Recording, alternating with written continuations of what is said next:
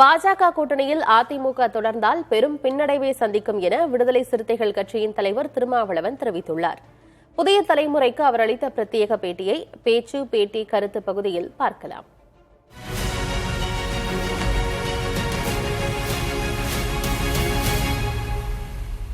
எடப்பாடி பழனிசாமி அவர்கள் சுற்றுப்பயணத்தில் இருக்காங்க தமிழகம் முழுவதும். குறிப்பா மக்களை காப்போம், தமிழகத்தை மீட்போம்ன்ற சுற்றுப்பயணம். அதிமுகவுக்கு இந்த சுற்றுப்பயணம் எந்த அளவுக்கு கை கொடுக்கும்? குறிப்பா பாஜக கூட்டணியில் இருக்கக்கூடிய வேலையில அவங்க பாஜகவும் பெரிய ஆதரவோட இந்த தொடர் பயணத்துல பங்கேற்கிறாங்க. எப்படி இருக்கு? ஏதாவது மாற்றத்தை ஏற்படுத்துவதற்கான வாய்ப்புகள் எப்படி இருக்கு? தமிழுக்கும் தமிழர்களுக்கும், இன்னும் சொல்ல போனால் தமிழ்நாட்டுக்கும் எதிரான ஒரு அரசியல் கட்சியோடு, பாரதிய ஜனதா கட்சியோடு கைகோர்த்து கொண்டு தமிழ்நாட்டை மீட்போம், மக்களை காப்போம் என்று முழங்குவது முரணாக இருக்கிறது. பெரியாரையும் அண்ணாவையும் கொச்சைப்படுத்தக்கூடியவர்கள் பாஜகவை சார்ந்தவர்கள். திராவிட கட்சிகள் இல்லாத தமிழகம் என்று தமிழ்நாடு முழுவதும் தொடர்ந்து பரப்புரை செய்து வருகிறவர்கள் பாஜகவினர். கம்யூனிஸ்டுகள் இல்லாத பாரதம், கழகங்கள் இல்லாத தமிழ்நாடு, இதுதான் அவர்களின் நீண்டகால முழக்கங்களாக இருந்து வருகின்றன.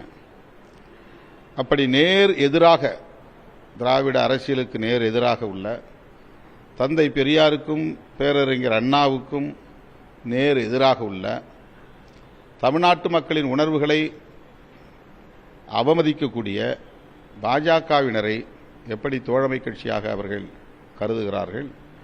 அவர்களோடு சேர்ந்து கொண்டு தமிழ்நாட்டை காப்போம் என்று சொல்லுகிறார்கள். இது ஒரு நகை முரணாக இருக்கிறது.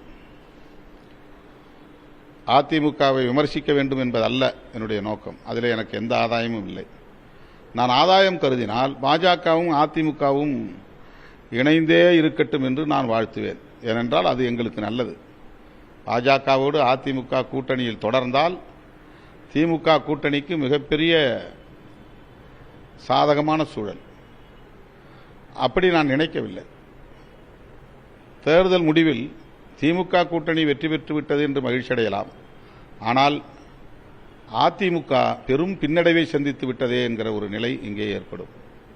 விஜய் அவர்கள் கட்சி தொடங்கிய அந்த நேரத்தில் நீங்க சொல்லியிருந்தீங்க, கட்சி தொடங்கி இருக்காரு, வாழ்த்துக்கள். இருந்தாலும் அவர் களத்தில் எப்படி செயல்பட போறான்றதை பொறுத்து இருந்து பார்க்கலான்ட்டு. ஏறத்தாழ கட்சி தொடங்கி இரண்டாவது ஆண்டுல பயணிச்சுட்டு இருக்கு. விஜய் அவருடைய கட்சியை பத்தியும், விஜய் அவர்களுடைய அரசியல் பயணத்தை பத்தி எப்படி பாக்குறீங்க? வரக்கூடிய தேர்தலில் அவர் களம் காண போறாரு. மூன்றாவது அணி அமைப்பதற்கான வாய்ப்பு இருப்பதா சொல்றாங்க. ஒருவேளை அவர் அதிமுக கூட்டணிக்கு போனால் எப்படி இருக்கும்? அது பத்தி.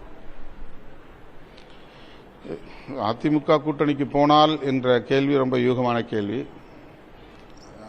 அந்த கேள்விக்கு நான் யூகமாக ஒரு பதிலை சொல்ல முடியாது. ஆனால் அவர் நான் மாற்று சக்தி, என் வழி தனி வழி என்ற முழக்கத்தோடு தான் களத்திலே நிற்கிறார். மாற்று சக்தி என்று சொன்னால் திமுகவுக்கும் அதிமுகவுக்கும் மாற்றாக நான் வருகிறேன். அதிமுகவையும் நீங்கள் புறக்கணிக்க வேண்டும், திமுகவையும் புறக்கணிக்க வேண்டும் என்று அவர் அரசியல் செய்தால்தான் அவரை ஒரு மாற்று சக்தியாக மக்கள் நம்புவார்கள், ஏற்றுக்கொள்வார்கள்.